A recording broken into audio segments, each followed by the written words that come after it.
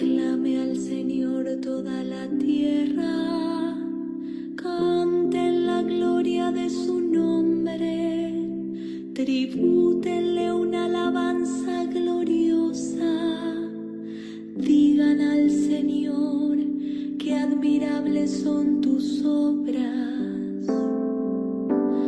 Aclame al Señor toda la tierra. Toda la tierra se postra ante ti y canta en tu honor, en honor de tu nombre.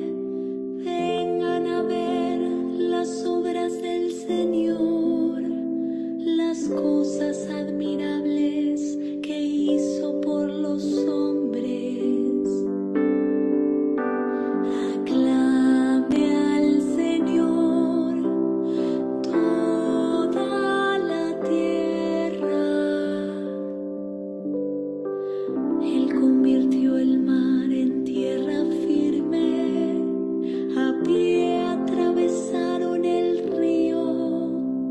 Por eso alegrémonos en Él, que gobierna eternamente con su fuerza. Aclame al Señor toda la tierra. Los que temen al Señor, vengan a escuchar. Yo les contaré lo que hizo por mí. Bendito sea Dios, que no rechazó mi oración, ni apartó de mí su misericordia. Aclame al Señor toda la tierra. Aclame al Señor toda la tierra.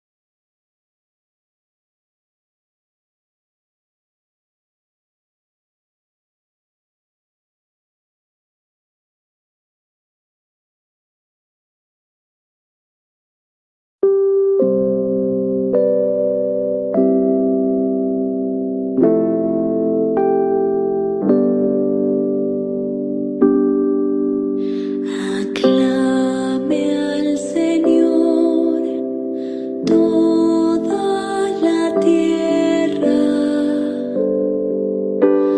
Aclame al Señor toda la tierra.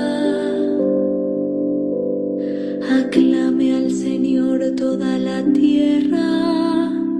Canten la gloria de su nombre.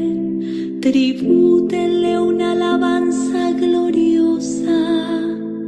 Digan al Señor que admirables son tus obras. Aclame al Señor toda la tierra. Toda la tierra se postra ante ti y canta en honor de tu nombre.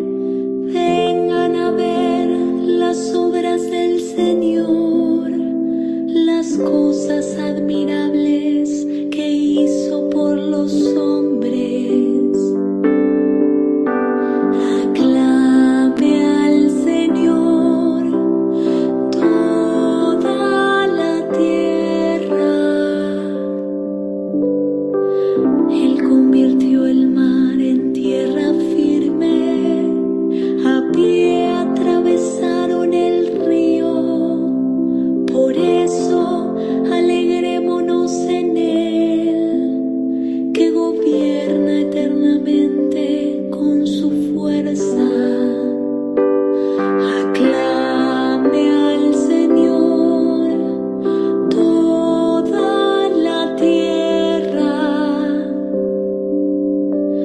Los que temen al Señor, vengan a escuchar. Yo les contaré lo que hizo por mí.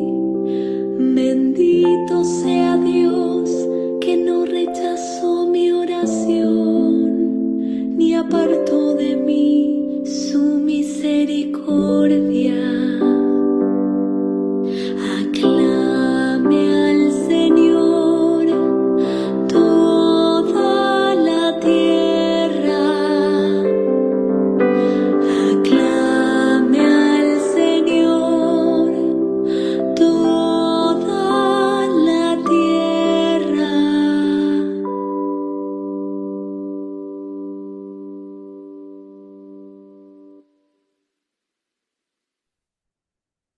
Hola, buenas noches. Aquí en un escenario diferente al acostumbrado, pero dentro de la misma casa que es tu casa, te doy la bienvenida. Pero más que nada, quiero que como todas las ocasiones, comencemos nuestra sesión de estudio bíblico cibernético para continuar con el estudio de la historia de la salvación, dándole gloria y alabanza a Dios Padre a través de Jesús de Nazaret. Y te invito que hoy, lunes 23 de febrero del año 2026, unidos de corazón y en espíritu, digamos todos juntos, en el nombre del Padre, del Hijo y del Espíritu Santo. Amén. Padre nuestro que estás en el cielo, santificado sea tu nombre. Venga a nosotros tu reino. Hágase tu voluntad en la tierra como en el cielo. Danos hoy nuestro pan de cada día. Perdona nuestras ofensas, como también nosotros perdonamos a los que nos ofenden. No nos dejes caer en la tentación y líbranos del mal. Dios te salve María, llena eres de gracia. El Señor es contigo. Bendita eres entre las mujeres, y bendito el fruto de tu vientre Jesús. Santa María, Madre de Dios, ruega por nosotros pecadores, ahora y en la hora de nuestra muerte. Amén. Gloria al Padre, al Hijo y al Espíritu Santo, como era en el principio, ahora y siempre, por los siglos de los siglos. Amén. E invocamos al Espíritu Santo y decimos: oh Espíritu Santo, don de Dios y fuerza de lo alto, fuente de agua brotante de vida eterna, desciende y mora en nuestros corazones. Haznos verdaderos adoradores del Padre. Condúcelos a la plenitud de la verdad y transfórmanos en testigos de Jesús para llevar su nombre hasta los confines de la tierra. Amén. Bueno, pues agradecidos, como siempre, con Jesús de Nazaret y su poderoso Espíritu Santo, y que nos tienen la misericordia de acompañar no solamente en nuestra vida, sino muy especialmente se encuentran entre nosotros para ayudarnos a entender en toda su magnitud la palabra de Dios que conocimos a través de Jesús de Nazaret en su ministerio público y en su vida aquí en la tierra entre nosotros. Le agregamos a nuestras peticiones una petición particular que creo todos tenemos en este momento: que Dios Padre, a través de la misericordia de Jesús y por el poder del Espíritu Santo, nos guíe, nos cuide, nos proteja y sobre todo que permita que en nuestro corazón, en nuestra casa, en nuestro entorno, en nuestra ciudad y en todo nuestro país reine la paz. Esa paz que es estar con Jesús, vivir en Jesús y pretender todos llegar hacia Jesús. Que ese baño de sangre y ese baño de fuego y de violencia que priva en nuestro país se disuelva, que la presencia del verdadero Dios, único Rey de la paz, reine en todo el territorio nacional, que la Virgen de Guadalupe proteja y cuide a nuestra patria. Y por algo siempre decimos: salva nuestra patria y conserva nuestra fe. Peticiones que hoy en día cobran gran relevancia y que de verdad suplicamos se vuelvan una realidad, porque no merecemos vivir en un entorno de violencia, de incertidumbre, tampoco nuestros hijos, ni nuestros nietos, ni toda nuestra familia. Creo que somos más los hombres de bien que los que no lo son, que moramos en esta República Mexicana y merecemos tener una patria, repito, en paz, que nos ofrezca todas las oportunidades de desarrollo y confiamos en que el bien siempre vencerá sobre el mal, que el poder de Dios siempre estará por encima de las sediciones y de las influencias del tentador, del maligno, de Satanás, digámoslo claramente, y confiados en su misericordia sabemos que nos protegerá y nos ayudará a recobrar la paz que tanto necesitamos. Que así sea. Por esa razón escogimos ahora el Salmo 66 de la nomenclatura hebrea, que tiene como título Acción de Gracias Pública. Este salmo, como su nombre lo indica, es, es un cántico, es un salmo curioso, no que no se le acredita a la escritura del rey David, sino que este procede del maestro del coro. Y este salmo resalta mucho el, la misericordia de Dios, el reconocimiento de su poder de parte de todos nosotros, de todos los hombres, y nos invita a reconocer su grandeza, su poder, su gloria, su acción de misericordias a todos nosotros. Y pues hoy nos queda más que claro que lo necesitamos, todo esto que este salmo canta, que Dios permita que se vuelva realidad en poco momento, en poco tiempo aquí en nuestra patria. Repito, lo necesitamos y de rodillas se lo pedimos a Dios Padre. Así que postrados ante su grandeza, suplicamos por medio de Jesús de Nazaret su misericordia, el perdón de nuestras faltas y lo que hagamos hecho, lo que hayamos o que estemos haciendo mal, para enderezar todos nuestro camino y conducir a buen puerto el destino de nuestro país. Bueno, pues confiamos que así será. Y ahora, ya entrando en materia, estudio de nuestra clase, estamos viendo la historia de la salvación, hemos concluido ya el estudio del libro del Génesis que nos trajo embelesados por varias semanas y entramos esta noche al estudio del segundo libro de la Sagrada Escritura, el segundo libro también del Pentateuco, de los 5 libros que constituyen la esencia para los hermanos judíos de lo que es la parte medular de la Tanakh, de esa sagrada escritura para los judíos, y que ellos también la conocen, estos 5 primeros libros, como la Torá, la ley. Bueno, pues alineados en concordancia en lo medular, esta noche vamos a comenzar el estudio de este segundo libro, del Éxodo. La palabra Éxodo proviene del griego y significa salida.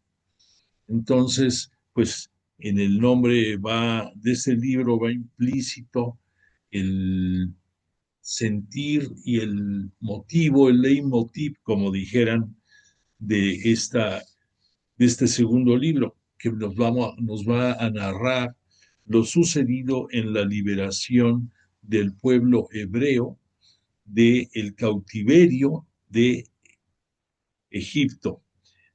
Vale la pena señalar algunos pequeños detalles. Causa admiración que el tiempo que, que Dios le confió al propio, al propio Abraham, padre de la fe, de que el pueblo, que el, la descendencia que de él vendría, que de las naciones gloriosas que él daría origen, iban a vivir un tiempo en cautiverio. Esto, pues, fue pasando a través del tiempo, pero la palabra de Dios siempre es verdad, siempre es luz, y vemos que para bien y para mal, esto se dio más o menos entre el año 1250 al 1210. Ahí se empieza a gestar todo este nuevo tiempo que va a dar término a los 430 años que el pueblo hebreo estuvo dentro del territorio egipcio, en ese lugar que ya estudiamos, que se llama Gosen, que está cerca del delta del Nilo, y que fue una región pródiga que permitió no solamente la vida próspera de los eh, hijos de Jacob, que posteriormente, gracias al cambio del nombre que a él le hizo Dios Padre, Yahvé Dios para los hebreos, para los israelitas. Ahí, ahí se va a dar en este libro del Éxodo todos los acontecimientos que van a ser los grandes cambios en la historia de la salvación. Hemos dicho que la revelación es progresiva, que Dios en su misericordia se va mostrando en diferentes momentos, eh, de manera tal en que vamos comprendiendo mejor su acción creadora, su poder eh, creador, su misericordia infinita, sobre todo el género humano, y poco a poco se va manifestando. Ya vimos que con Abraham, que con Isaac, incluso con el propio Jacob, costaba trabajo el que el hombre como género humano, comprendiera que la vida no solamente venía del poder de los elementos de la naturaleza, como el sol, la lluvia, las mareas, el viento, etcétera, etcétera, sino que había algo más grande que eso, que era la fuente del origen para que sol, agua, fuego, aire existiera, pero poco a poco se va revelando y que Dios Padre en su misericordia infinita toleró por mucho tiempo el que los humanos dieran ese adoración, sí, adoración, pudiéramos decir, un culto a los elementos de la naturaleza pensando que eran lo máximo para poder tener vida. Ya, ya ve Dios, Dios Padre para nosotros, a través de las revelaciones a Abraham, a Isaac y a Jacob, nos va situando en que es Él la única fuente de vida.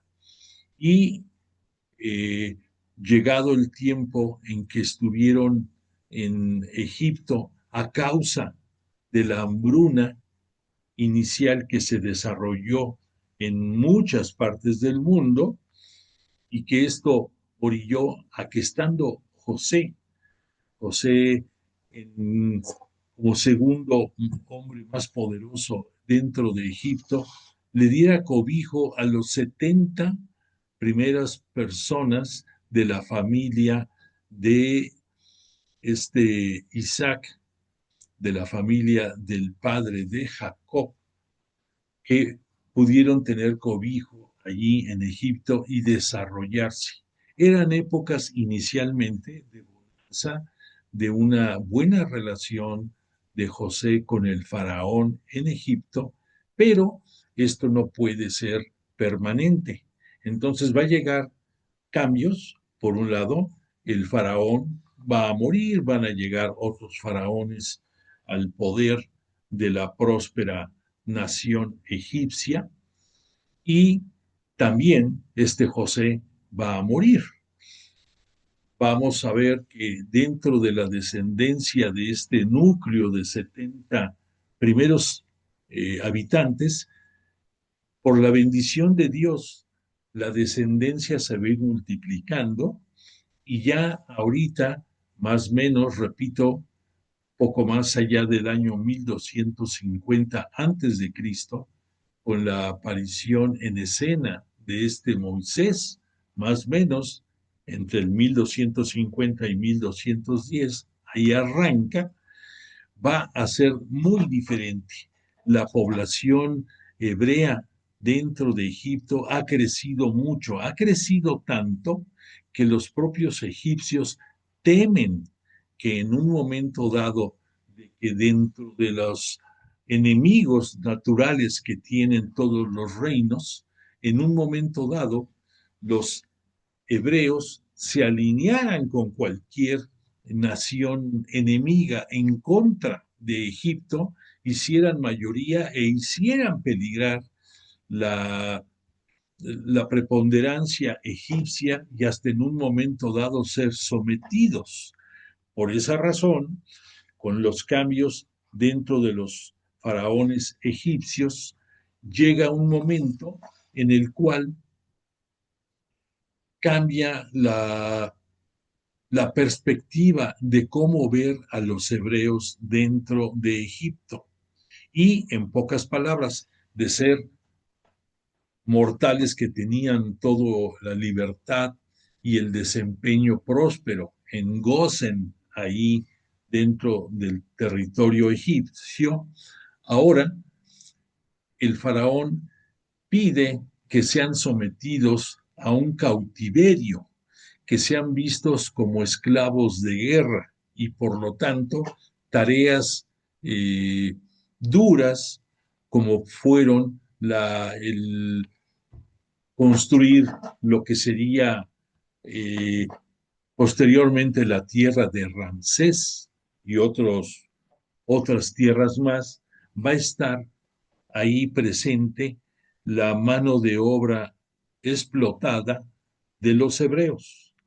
Para hablar con mayor claridad, fueron sometidos a estar elaborando ladrillos en gran cantidad para hacer estas grandes obras. Y por instrucciones de los capataces y de todos los importantes, tanto egipcios como también presionando a los propios capataces hebreos que había controlando a su población dentro de Egipto, se vieron forzados de la noche a la mañana de una presión inaudita, a grado tal que para muestra un botón, ellos construían los ladrillos utilizando las espigas de trigo y tierra y otros elementos para que se hiciera la argamasa, que se hiciera algo eh, manejable, los ladrillos para la construcción de estas grandes ciudades.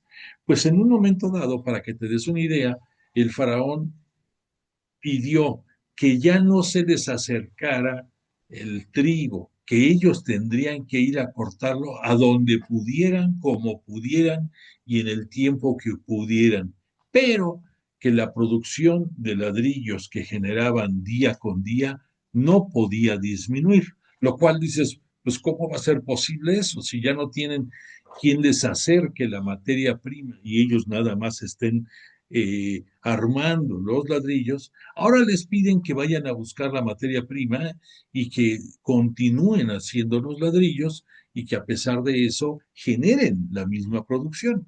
Por lo tanto, a pesar de los reclamos y de las visitas de los capataces hebreos hacia el faraón, él no los bajaba de holgazanes y les exigía que siguieran trabajando a todo vapor y generando lo que tenían que hacer. Esto te puede dar una idea de la presión que estaban haciendo para que explotarlos y que al estar también ocupados, no dudo que pensaran ojalá y se cansen y ojalá y dejen de estar pensando en multiplicarse y en tener más descendencia. Y como otro resultado de esto, toma el faraón una decisión que dice, los hombres hebreos que nazcan ahora, no van a ser bien vistos, al contrario, le vamos a pedir a todas las matronas, o sea, a todas las mujeres que ayudaban a las parturientas en el momento del nacimiento de las criaturas, a que si el producto de ese parto es un hombre, lo maten, y si es una mujer, la dejen vivir. Esto por conveniencia de acuerdo a la visión de nación que tenía el faraón. Obviamente nos dice el libro del Éxodo que muchas de estas matronas que ayudaban en los partos no quisieron hacer ese cumplimiento cruel y mortal en contra de los pobres criaturas. Y que ellas alegaban que en un momento dado, porque les reclamaban los enviados del faraón, y ellas alegaban, es que las mujeres hebreas son muy robustas y saludables y prácticamente de nosotras no requieren casi presencia, y cuando llegamos a asistir el alumbramiento ya nació la criatura. Buscaban la manera de evadir esa, ese mandato que prácticamente pues era maten a todos los niños, dejen vivas solamente a las niñas. Y entonces se dice que Yahvé Dios bendijo con descendencia a todas estas matronas, a todas estas mujeres piadosas que se negaron a seguir las órdenes del faraón, pero que el faraón da la orden posterior, después de ver este problema, a todas sus fuerzas militares, a toda su guardia, de que estén acechando también y dándole muerte, arrojándolos al río a todos los niños varones.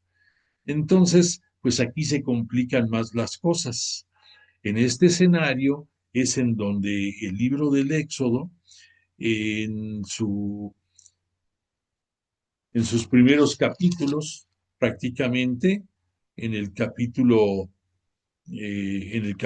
tercero, nos habla de que este Moisés, junto con su hermano Aarón, fueron hijos, déjame remitir al capítulo sexto, porque ahí nos da el nombre de quienes son los padres de Moisés y de este Aarón.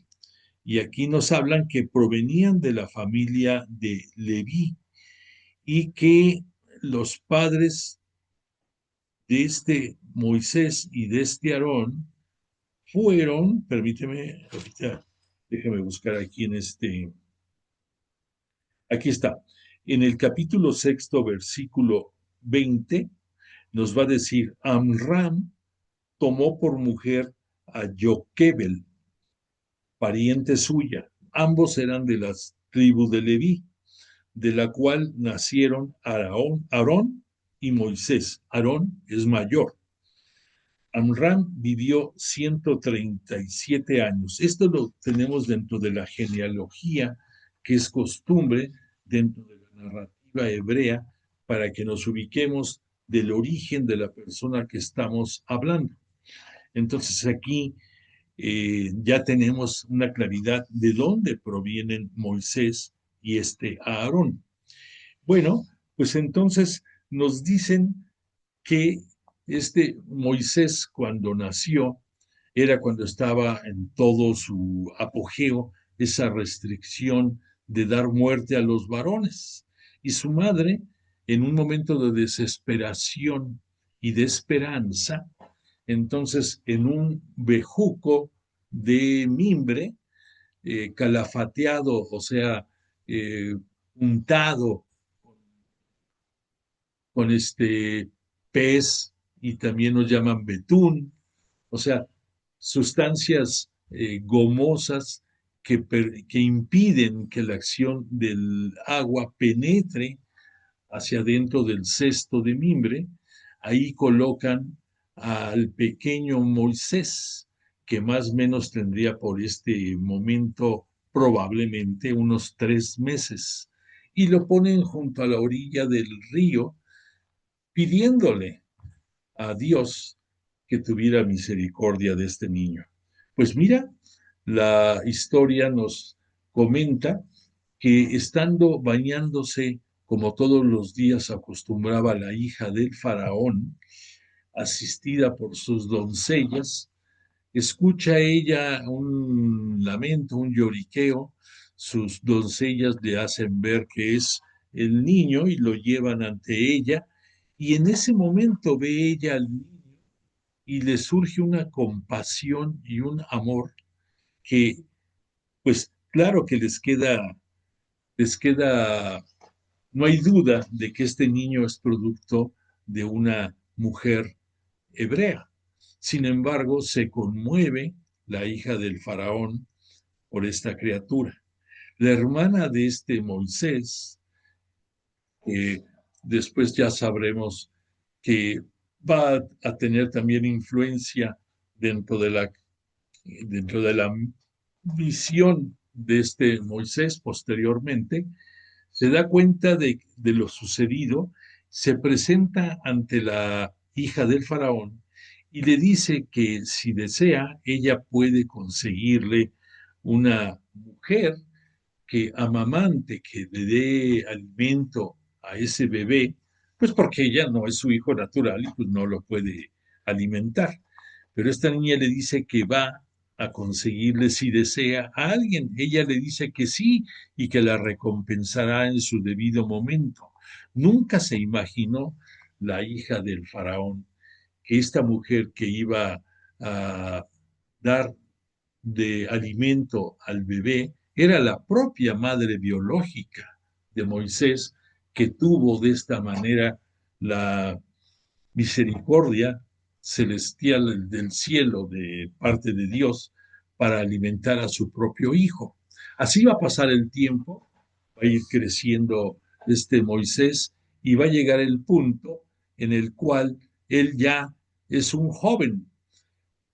Debemos de pensar que es un joven que al estar bajo el patrocinio y protección de la hija del faraón, pues tenía algunas concesiones. Una de ellas era el no tener que estar trabajando dentro de las obras de construcción en que el resto de los hebreos sí participaban.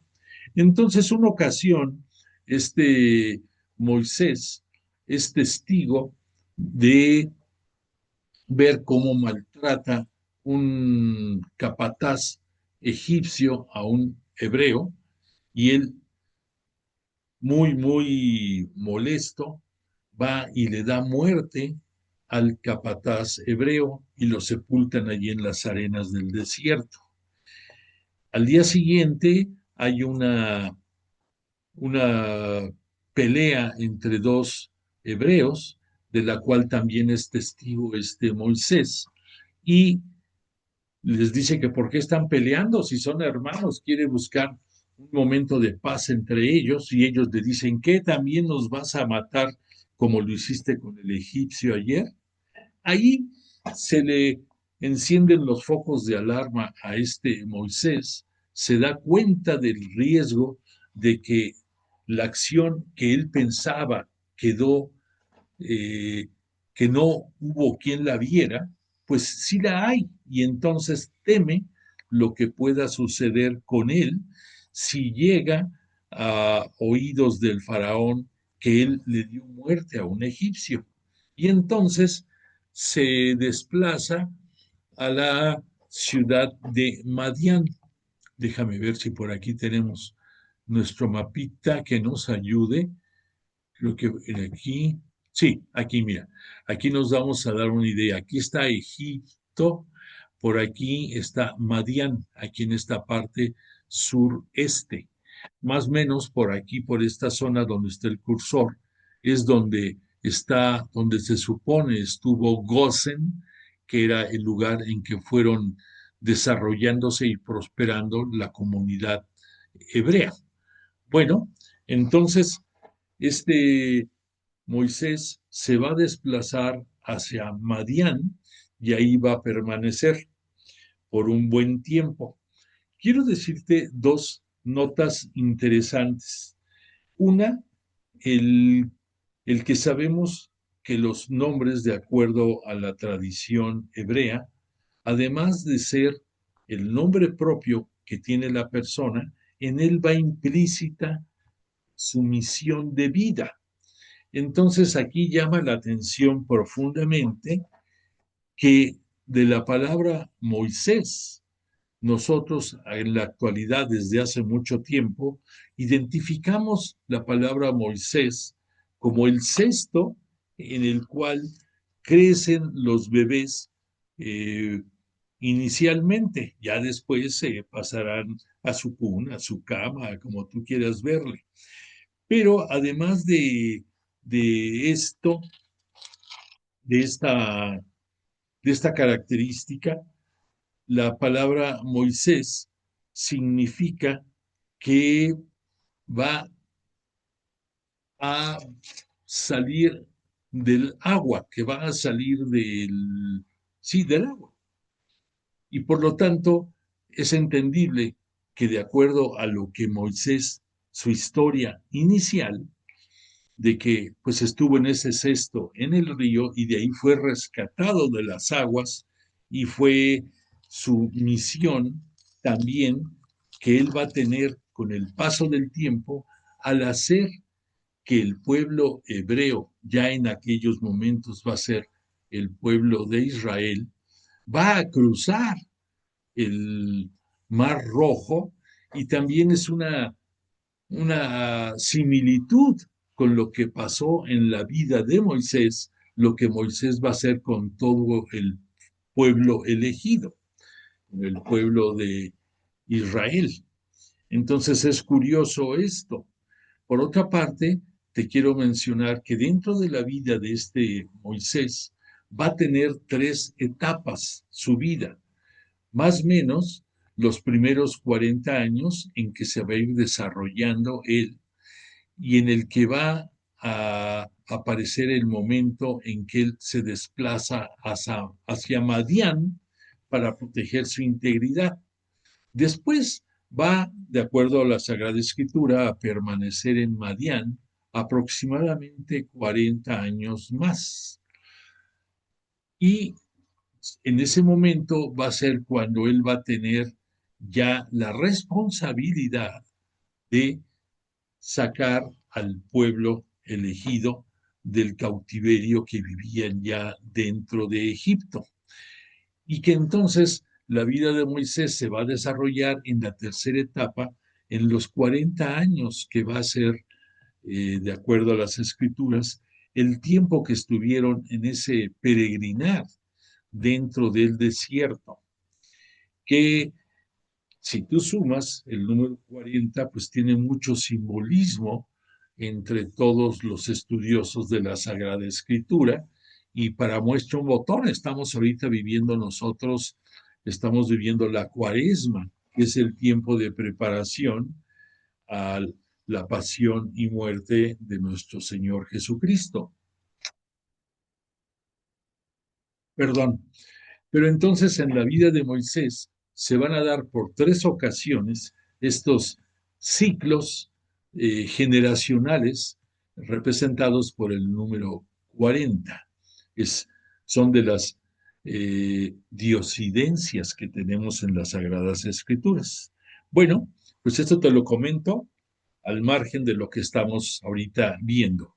Pero en el capítulo tercero del Éxodo, nos habla ya que va a llegar el momento en el que Yahvé, Dios Padre para nosotros, se va a hacer presente en la vida de Moisés y nos dice como una anticipación a lo que vamos a ver en el capítulo tercero para dar pie a lo que vamos a leer, dice, en el capítulo segundo, a partir del versículo 25, nos dice, durante el largo periodo murió el rey de Egipto. Se refiere al que estuvo cuando José tenía todos los privilegios y que hubieron esos cambios que hicieron diametralmente opuestos las circunstancias para los israelitas. Como los israelitas gemían y se quejaban de su servidumbre, el clamor de su servidumbre subió a Dios. Dios escuchó sus gemidos y se acordó de su alianza pactada con Abraham, Isaac y Jacob. Dios se fijó en los israelitas y reconoció. Un punto de observación, aquí de una manera bucólica muy hermosa, nos ponen, Dios escuchó sus gemidos y se acordó de su alianza. Esta es una manera muy bonita de decirlo, pero sabemos perfectamente de que Dios siempre cumple sus promesas y siempre está junto a nosotros, como en su debido tiempo, ya dentro de la nueva alianza, lo va a hacer también Jesús, que va a estar con nosotros hasta el fin de los tiempos todos los días. Pero aquí es una manera en que nos dicen, Dios tiene misericordia de su pueblo, de su futuro pueblo, porque vamos a ver aquí todavía no se da ese momento, y entonces elige a Moisés para que sea el protagonista de su voluntad y que mediante él se logre el sacar del cautiverio al pueblo de Israel. Entonces, en el capítulo 3 del Éxodo, a partir del versículo 1, vamos a ver qué es lo que sucede en este momento trascendente.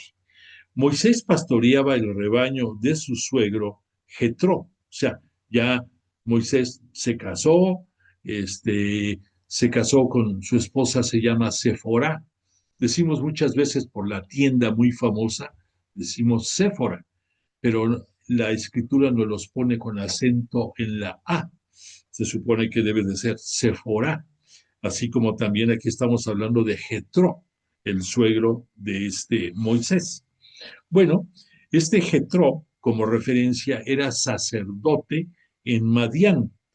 No pensemos en un sacerdote ni cristiano, ni tampoco judío. Era un sacerdote al estilo oriental, por toda la zona en la que se desarrollan estos acontecimientos. Y aquí nos dice, trashumando con el rebaño por el desierto, llegó hasta Horeb. Horeb es el mismo nombre que se le puede dar a lo que vamos a conocer con el nombre de Monte Sinaí. Es lo mismo, el Horeb y el Sinaí, que esta es la montaña de Dios.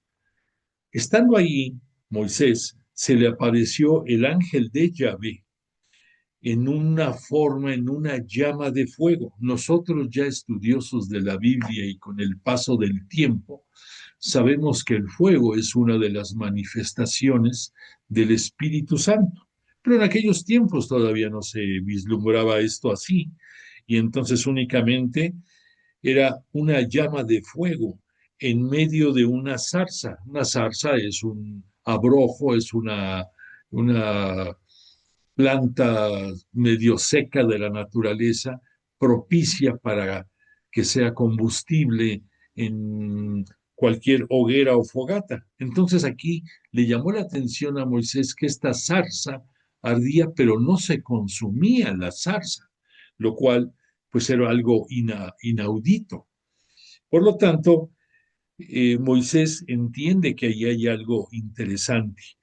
Y el ángel de Yahvé le dice, le dice al propio Moisés, porque aquí recordemos que el ángel de Yahvé es la manifestación de Dios. Y es más, algunos llegan a decir que era Dios que se le apareció a Yahvé, perdón, que se le apareció a Moisés en este momento, pero no, era su ángel. Yahvé Dios se le va a aparecer en otros momentos posteriores. Aquí es el ángel del Señor que, como es acostumbrado, se dirige a él y 2 veces le dice por su nombre, Moisés, Moisés. Recordemos que esta doble pronunciación del nombre es una de las pruebas de la presencia de Dios entre nosotros. Bueno, entonces, déjame regresar aquí a la lámina en que tenemos a Moisés para que nos inspiremos un poquito. Entonces le dice, Moisés, Moisés.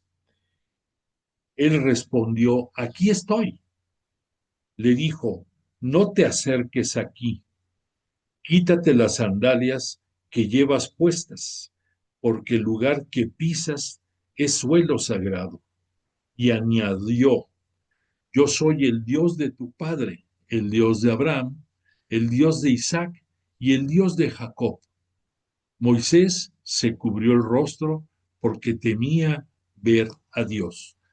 Aquí me detengo tantito. Es interesante el que entendamos esta expresión, que se cubrió el rostro, Moisés, porque temía ver a Dios. Aquí hay dos connotaciones. En primera, que obvio, Moisés y cualquier otro sentimos un respeto por alguien superior a nosotros, y en este caso, pues Moisés advertía la presencia de alguien superior, muchísimo, muy superior a cualquier humano, desde el momento en que le dijo, descálzate, quítate las sandalias porque el suelo que pisas es sagrado.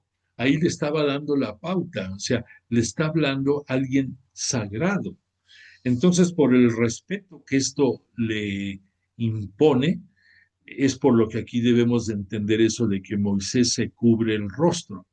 Ya con el paso del tiempo iremos entendiendo que tanto Dios como el propio Jesús de Nazaret, pues son la luz, son la sabiduría eterna, y esa luz que se emana de ellos para nosotros es demasiado, no podemos aguantar ni siquiera el verla por un instante. Entonces, ubiquémonos. Entonces le dice Yahvé a Moisés, he visto la aflicción de mi pueblo en Egipto, he escuchado sus sufrimientos, he bajado para librarlo de la mano de los egipcios y para subirlo de esta tierra a una tierra buena y espaciosa, a una tierra que emana leche y miel. Aquí pensemos en dos cosas. Dentro del Antiguo Testamento, pues es el primer comentario en el que Yahvé Dios, Dios Padre para nosotros, se conduele de la situación del pueblo que por decisión de él va a tomar como el pueblo elegido. Y lo va a tomar como pueblo elegido, no pensemos porque es el más importante pueblo, porque es el merecedor de toda su complacencia, porque es un pueblo poderoso. Quitémonos desde ahorita de la cabeza esos pensamientos. Si Dios Padre, por decisión propia, quiso que el pueblo de Israel fuera el pueblo de su propiedad, era porque veía en ellos la necesidad de cobijo, la necesidad de guía, el verlos como un pueblo como vamos a ver ya en el Nuevo Testamento con Jesús cuando en la montaña da su sermón de la montaña y se dirige como sus bienaventuranzas a los desposeídos, a los humildes, a los que lloran. Así estaba viendo Dios Padre al pueblo de Israel. Por eso no dudó en mostrar su misericordia y en hacerlo pueblo de su propiedad por decisión propia, no porque se lo pidieran los integrantes de este pueblo de Israel, sino por decisión propia de Dios Padre. Por eso dice, el clamor de los israelitas ha llegado hasta mí. Yo te envío al faraón para que saques a mi pueblo, los israelitas, de Egipto. Aquí ya ve Dios, Dios Padre para nosotros, se está refiriendo a ellos, su pueblo de Dios. Entonces, entonces ubiquémonos en este contexto. Mientras Moisés le dijo a Dios, ¿quién soy yo para ti, para ir al faraón a sacar de Egipto a los israelitas? Dios le respondió, yo estaré contigo y esta será la señal de que yo te envío. Cuando haya sacado al pueblo de Egipto, daréis culto a Dios en este monte. Aquí encontramos el porqué, la razón del por qué el ángel del Señor le pidió que se descansara Moisés estando en ese monte, porque en ese mismo monte, que es el monte Horeb, ahí posteriormente va a ser el punto en donde Moisés lleve al pueblo elegido para recibir el decálogo de la ley y con esto darle fundamento legal a esa asociación que por voluntad divina toma al pueblo de Israel como pueblo de él, pueblo de su propiedad, y en su momento les va a pedir que solamente a él le den los israelitas culto. Y por esa razón tenemos que ubicarnos. O sea, aquí no estamos esperando el momento en que Moisés va a subir para recibir el decálogo. Aquí, desde que se está presentando Yahvé Dios a Moisés, le da su misión y las razones por las cuales debe de sacar al pueblo de Israel de Egipto. Entonces, este Moisés le dice, si cuando vaya a los israelitas y les diga, el Dios de vuestros padres me ha enviado a vosotros, ellos me preguntarán, ¿cuál es su nombre? ¿Qué les responderé? Dijo Dios a Moisés, yo soy el que soy. Te repito, la manifestación de su propio nombre, de la boca de Dios Padre para nosotros, de Yahvé Dios. Dice, yo soy el que soy. Y añadió, esto dirás a los israelitas, yo soy, me ha enviado a vosotros. Siguió diciéndole a Moisés, esto dirás, esto les dirás, Yahvé, el Dios de vuestros padres, el Dios de Abraham, el Dios de Isaac y el Dios de Jacob, me ha enviado a vosotros. Este es mi nombre para siempre. Por él seré recordado generación tras generación. Algo aquí interesante por comentar. Yahvé Dios, Dios Padre para nosotros, se está presentando ante Moisés con claridad, diciéndole, yo soy el que soy. Para fines, pudiéramos decir, prácticos, el decir yo soy el que soy se asemeja un poco a la fuerza que tiene entre los que empiezan a estudiar inglés. ¿Qué pasa cuando empiezas a conocer el verbo to be? ¿Qué significa el verbo to be? El verbo to be, dentro del idioma inglés, significa ser o estar. No es exactamente la definición del nombre de Dios, que dijo, yo soy el que soy, pero nos ayuda a entender el concepto. O sea, Él es, yo soy el que soy. O sea, es, y ya nosotros con el paso del tiempo vamos a entender que Él está en todo el universo, en toda la creación. Y aquí tenemos que distinguir que él aclara mucho la Sagrada Escritura, que le pide a Moisés que le diga, le vas a decir a los israelitas, aquí no está hablando primero al faraón, sino en principio a los israelitas. Yahvé, el Dios de vuestros padres, el Dios de Abraham, el Dios de Isaac y el Dios de Jacob, me ha enviado a ustedes. Este es mi nombre para siempre, por el cual seré recordado. Y aquí te quiero decir, a manera rápida, pues de decir, bueno, en este concepto estamos hablando de yo soy y también estamos hablando de el Dios de Abraham, de Jacob y de Isaac. Y vemos la palabra Yahvé. Aquí, independientemente de que continuamos en la narrativa de estos episodios con influencia de las escuelas yavistas, de la eloísta, también de la sacerdotal y hasta la deuteronómica, por los cuales vemos algunas discrepancias en la narrativa, encontramos algo importante. Sabemos que hemos comentado que en el hebreo antiguo, pudiéramos decir, no existían las vocales, solamente consonantes. Y también vemos, escuchamos que tenemos un tetragrama, o sea, 4 letras, que en origen nos hablan de la presencia del nombre de Yahvé Dios, Dios Padre para nosotros. Estas consonantes, ubícalas, son la Y, la H, la W y nuevamente la H.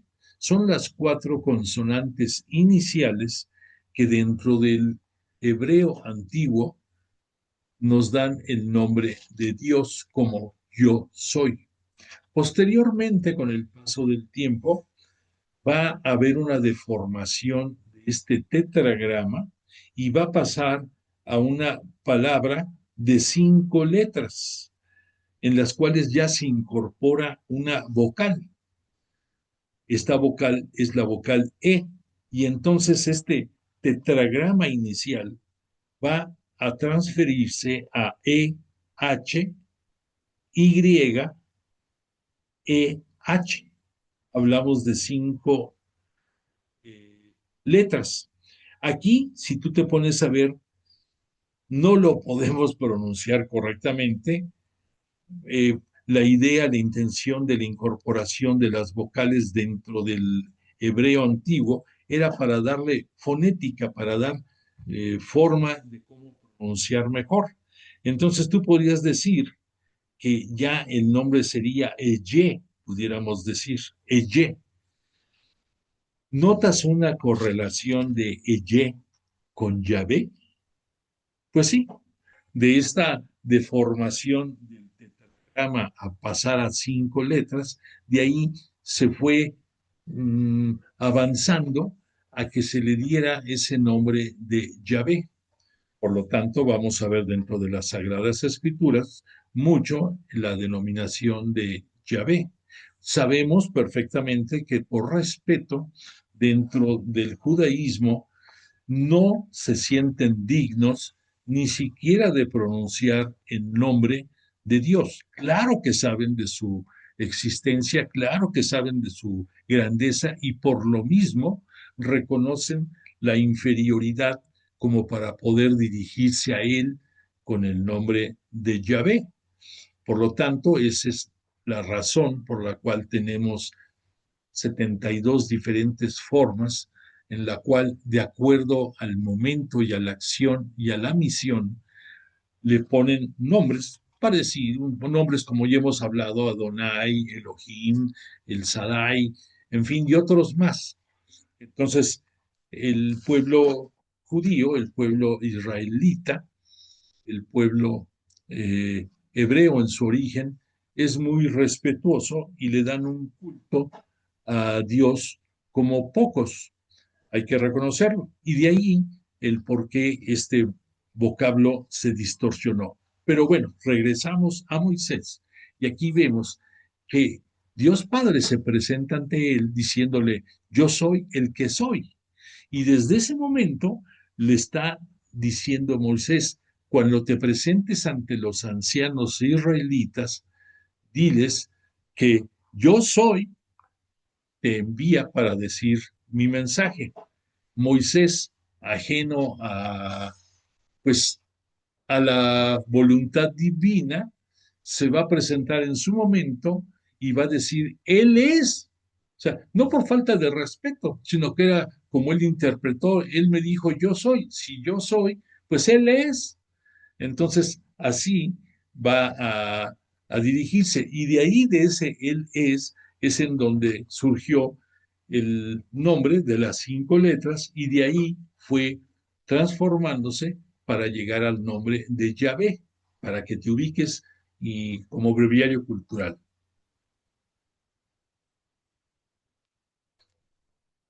Perdóname.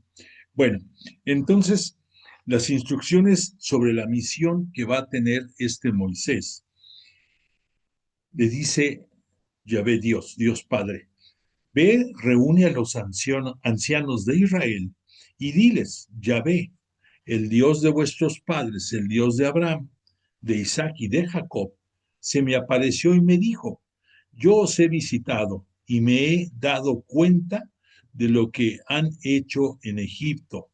Así que he decidido sacarlos de la aflicción de Egipto y llevarlos al país de los cananeos, los hititas, los amorreos, pericitas, givitas y jebuseos, a una tierra que emana leche y miel.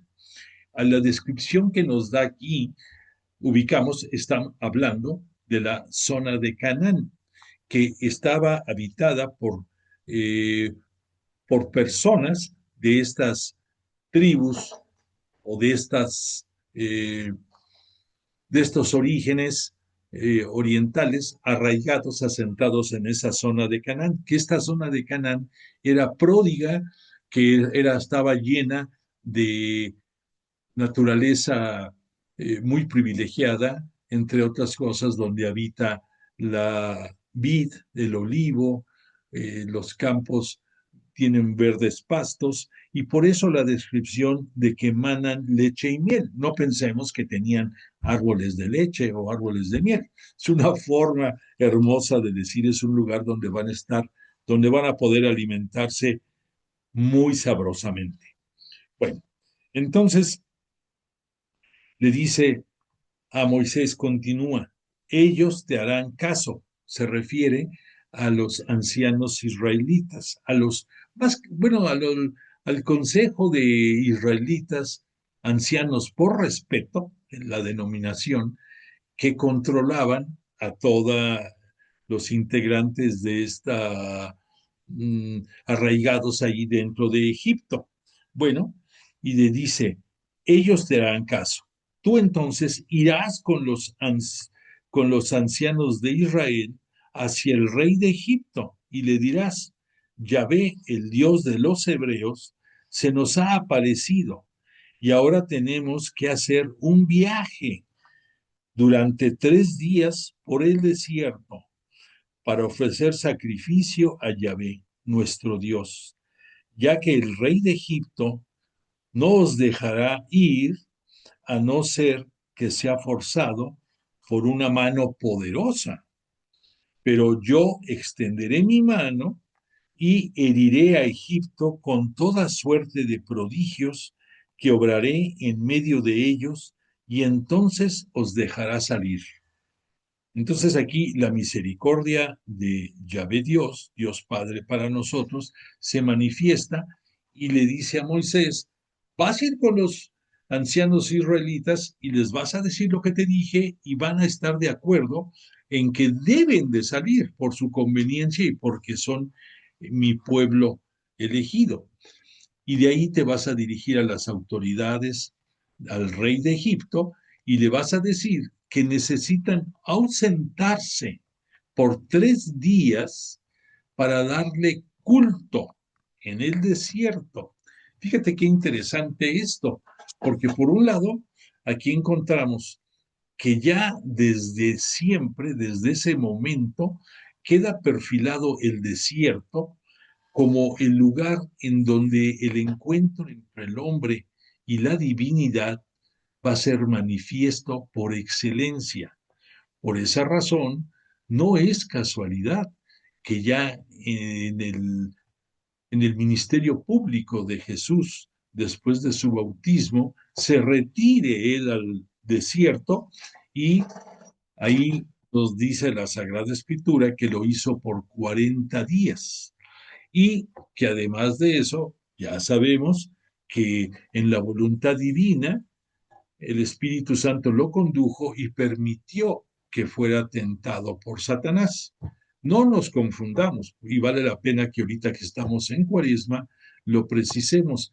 No es que Dios permitiera esta tentación del maligno, solamente su única finalidad eran dos. Una, el mostrar que su unigénito, que su hijo, venía como Mesías, como único hijo de él, y como Mesías a cumplir la voluntad de su padre. Pero aquí, además de eso, tiene un ingrediente muy peculiar, porque sabemos que a pesar de que Jesús tiene la divinidad terrestre y la celeste, en su condición humana se equiparó a nosotros en todo, menos en el pecado. Por lo tanto, el permitir que fuera tentado por el demonio era la oportunidad de demostrarnos a todos nosotros, tristes mortales, que Él tiene la condición de un humano, que es uno más de nosotros y que Él fue tentado por el maligno como nosotros somos tentados por Él día con día. Nadie me puede negar que pues entre la vanagloria, el poder, el sentirnos ultras o plus, o no sé, llámale como sea, nos sentimos hechos a mano y a veces hasta ignoramos la necesidad de Dios. Tristemente, es nuestra realidad.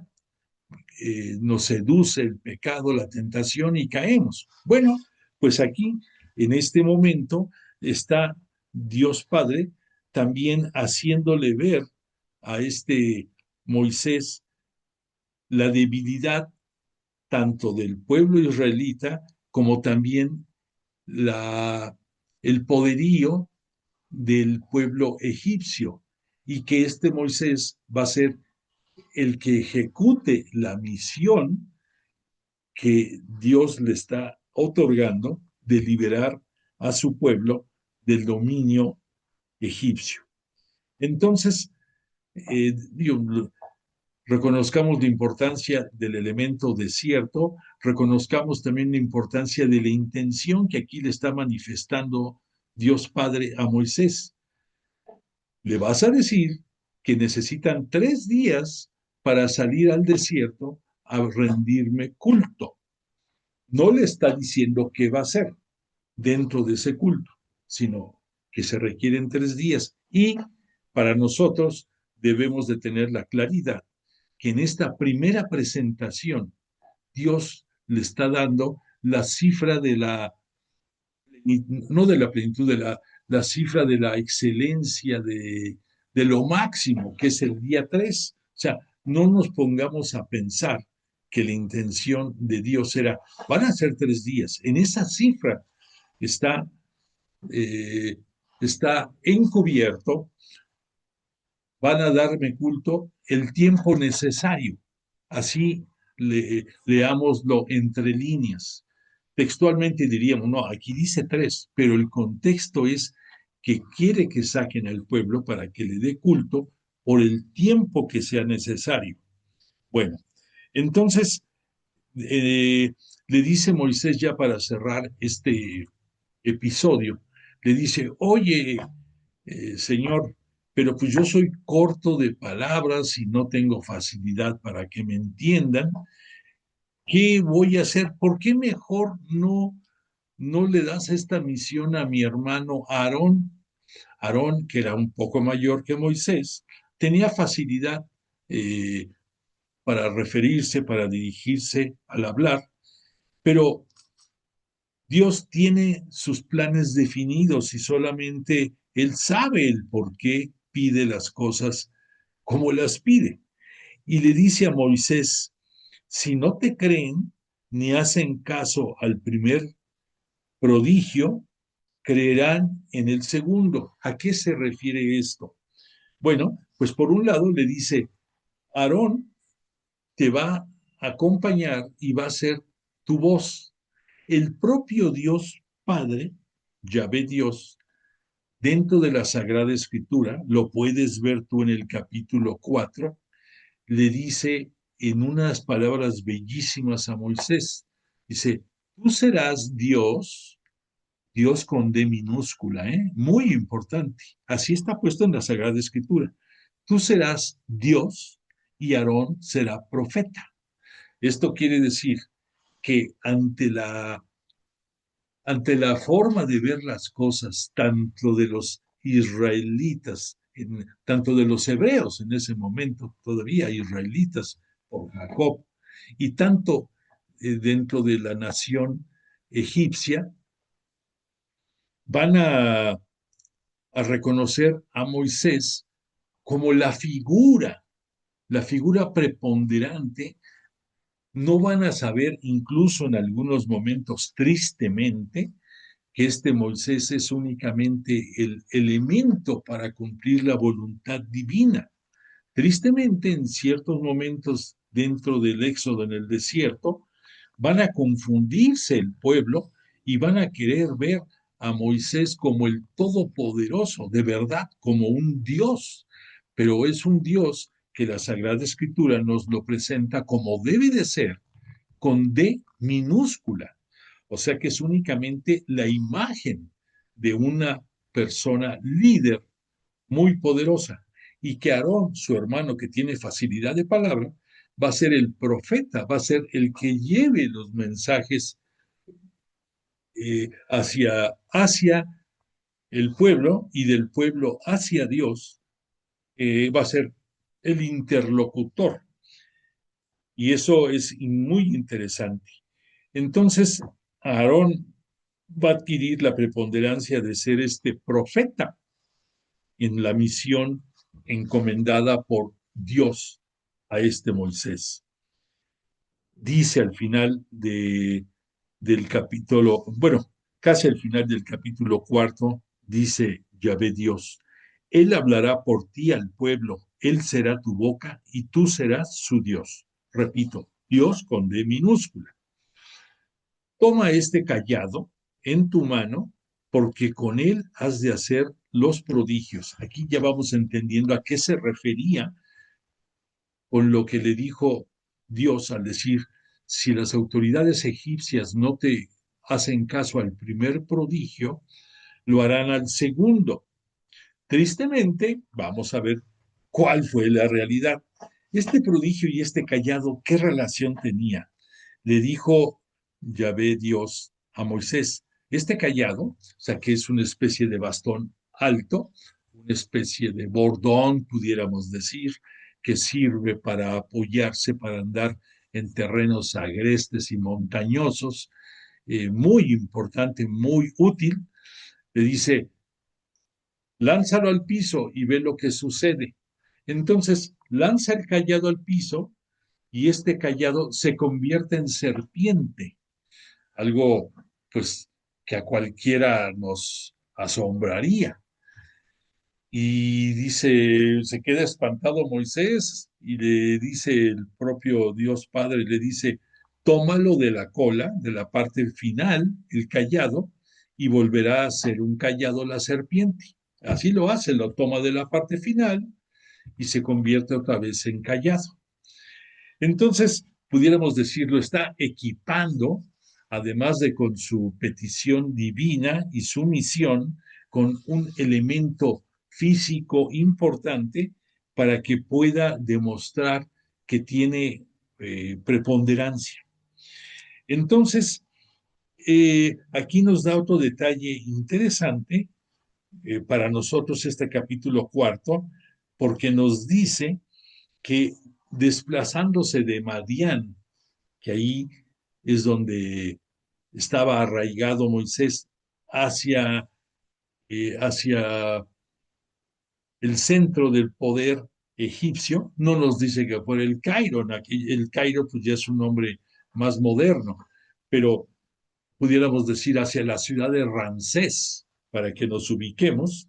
En ese viaje de Madián hacia este punto, la mujer de este Moisés, Sefora, con un pedernal, le cortó el prepucio de su hijo, el hijo que tuvo con Moisés, y además también le circuncida al propio Moisés y le dice a Moisés, eres mi esposo de sangre. Entonces Yahvé lo soltó. Ella había dicho esposo de sangre por la circuncisión, ese signo exterior que identifica desde la época de Abraham a, a los elegidos de Dios. Entonces, aquí vemos algo muy interesante porque quien hace esta acción no es el propio Moisés, sino es Sephora, algo, algo muy loable para una mujer dentro de la historia de la Sagrada Escritura.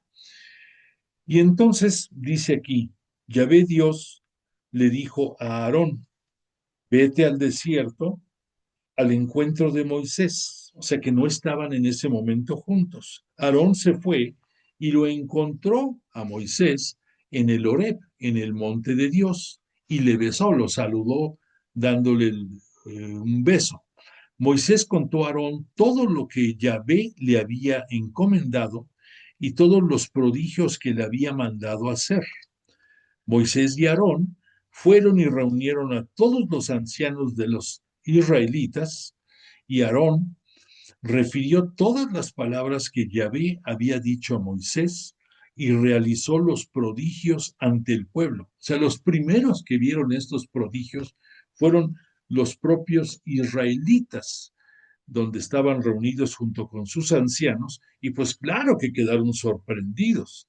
El pueblo creyó, y al oír que Yahvé había visitado a los israelitas y había visto su aflicción, se postraron y adoraron. Aquí me detengo de nuevo, aquí estamos encontrando el origen de el por qué el ver y el escuchar son los verbos de la acción del aprendizaje de la palabra divina. Aquí te repito, le dice Yahvé, había dicho a Moisés y realizó los prodigios ante el pueblo creyó, y al oír, o sea, creyó oyendo lo que estaba diciendo Aarón y lo que estaba ahí, la presencia de Moisés. Y también creyó al ver el prodigio que estaba viendo del cayado convertido en serpiente. Entonces, la vista y el oído, desde ese momento, desde esos tiempos, nos queda claro que son los verbos del aprendizaje de la palabra de Dios para todos nosotros. Y entonces nos cita que después de que se convencieron los israelitas en el capítulo 5 del Éxodo, va Moisés a entrevistarse con el faraón y le dice que necesita permitir que se ausente el pueblo de Israel al desierto para dar culto a su Dios. El rey de Egipto le replicó a Moisés y a Aarón, ¿por qué queréis apartar al pueblo de sus trabajos? Volved a vuestras tareas, y añadió el faraón, ahora que son más numerosos que los nativos del país, ¿queréis que interrumpan sus trabajos? Aquí nos está dando otro punto fino la narrativa del faraón. Ya eran más los israelitas dentro del el territorio egipcio que los propios egipcios.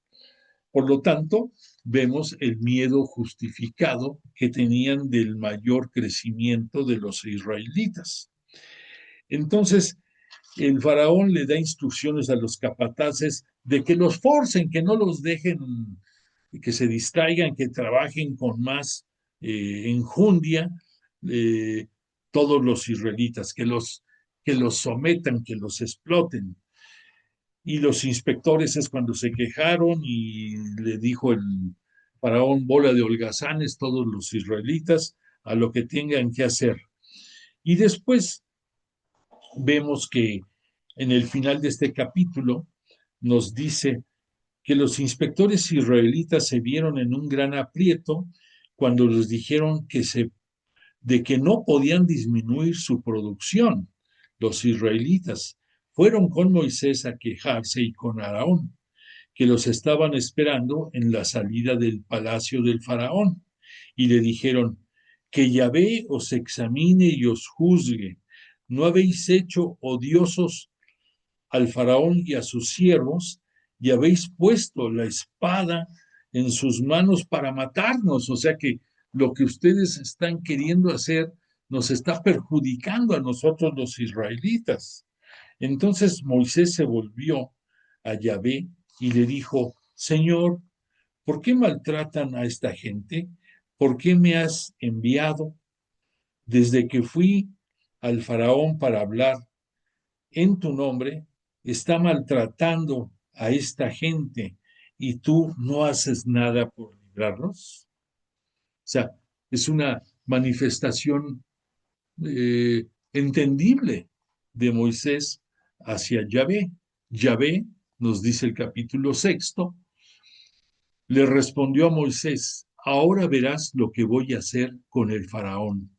Cuando sienta una mano férrea, los dejará partir, los expulsará de su país. Entonces aquí, dentro del capítulo 6, vamos a reforzar cuál es la misión de este Moisés, porque dice: Dios habló a Moisés y le dijo: yo soy Yahvé. Me aparecí a Abraham, a Isaac y a Jacob como el Sadai. El Sadai es uno de los 72 nombres eh, en que el pueblo judío se refiere a Yahvé Dios. Muchas ocasiones es entendible como el rey como el Dios de la montaña, como el Señor de la montaña. Y aquí dice: pero mi nombre, Yahvé, no se los di a conocer. Después establecí con ellos mi alianza para darles la tierra de Canaán, la tierra donde peregrinaron y moraron como forasteros. ¿A quién se refiere? A Isaac y a Abraham. Y ahora, al escuchar el gemido de los israelitas, esclavizados por los egipcios, he recontado mi alianza. He recordado mi alianza, dice Dios. Por eso di a los israelitas: yo soy Yahvé, yo os sacaré de los duros trabajos de los egipcios, os libraré de la esclavitud y os redimiré con brazo tenso, o sea, con el poder de su brazo. Desde ahí viene el brazo poderoso de Dios. Y juicios solemnes: yo os haré mi pueblo y seré vuestro Dios, y sabréis que yo soy Yahvé vuestro Dios, que os sacaré de la esclavitud de Egipto. Yo os introduciré en la tierra que he jurado dar a Abraham, a Isaac y a Jacob, y os la daré en herencia. Perdón, ahí se termina. Moisés habló así a los israelitas, pero ellos, abrumados por la dura servidumbre, no le hicieron mucho caso. Entonces Yahvé dijo a Moisés: ve y habla con el faraón, rey de Egipto, para que deje salir a los israelitas de su país. Pero Moisés respondió así ante Yahvé: si los israelitas no me hacen caso, ¿cómo me hará caso el faraón? A mí, que soy torpe de palabra. Yahvé habló a Moisés y a Aarón, les transmitió órdenes para los israelitas y para el faraón, rey de Egipto, a fin de sacar a los israelitas del país de Egipto. Este capítulo 6 concluimos por esta noche comentando que es un resumen de lo que hemos visto en los primeros 5 capítulos. Aquí volvemos a insistir en que, de acuerdo a la redacción de las distintas escuelas, yavista, eloísta, sacerdotal y deuteronómica, podemos encontrar duplicidad aparente de la narración, pero nos enriquece nuestro conocimiento acerca del tema que estamos tratando. Entonces, por esta razón, en este capítulo 6, pues nos enriquece también a nosotros lo que vimos esta noche y entendemos lo que va a suceder. Entonces ya tenemos la claridad de la misión de este Moisés, sabemos que se va a respaldar en su hermano Aarón y va a tener también con el paso del tiempo el apoyo de su hermana, y vamos a ver poco a poco disfrutar esta historia del Éxodo, que nos depara muchísimas riquezas porque tiene un contenido extraordinario. Por lo tanto, le agradecemos en principio a Dios Padre, a través de Jesús de Nazaret, la misericordia que tuvieron con nosotros de acompañarnos en esta plática, en esta clase. Yo te invito a ti a que des constancia de tu participación mandándome un pequeño mensaje al WhatsApp que tenemos, y eh, agradezco tu presencia y deseo para ti y toda tu familia que podamos encontrar esa paz tan necesaria para nuestro ser, para nuestra familia, para nuestra ciudad y nuestro país, que tengamos, como sabemos, la esperanza de que el bien siempre estará sobre el mal y que siempre estamos con la bendición de Dios Padre, con la fuerza del Espíritu Santo y con la misericordia de Jesús, el unigénito de Dios Padre, que además María Santísima, como custodia de la Iglesia, a través de la advocación de la Virgen de Guadalupe, está con nuestra patria y defiende nuestra fe. Y yo te invito a que tengas la certeza de que mañana será un mejor día y tendremos un lindo amanecer. Y nuestro corazón estará rebosante de alegría porque las cosas irán mejorando. Bueno, pues te voy a poner la canción de cierre y agradezco tu presencia, deseándote una espléndida noche. Gracias de tu presencia.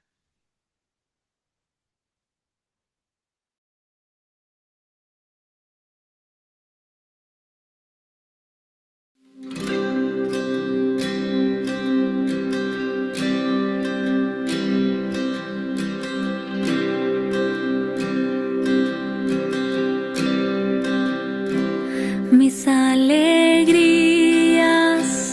y mis tristezas, lo que tengo y lo que soy, todos mis sueños y mis anhelos, todo te lo entrego, Dios. Todo es tuyo, todo es tuyo. Haz lo que quieras de mí.